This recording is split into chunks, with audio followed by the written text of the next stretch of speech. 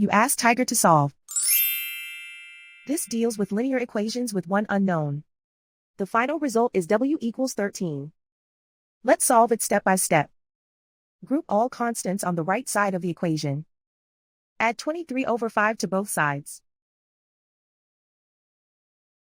Combine the fractions. Combine the numerators. Reduce the zero numerator. Simplify the arithmetic. Combine the fractions. Combine the numerators.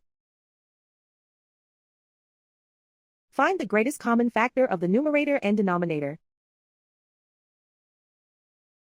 Factor out and cancel the greatest common factor.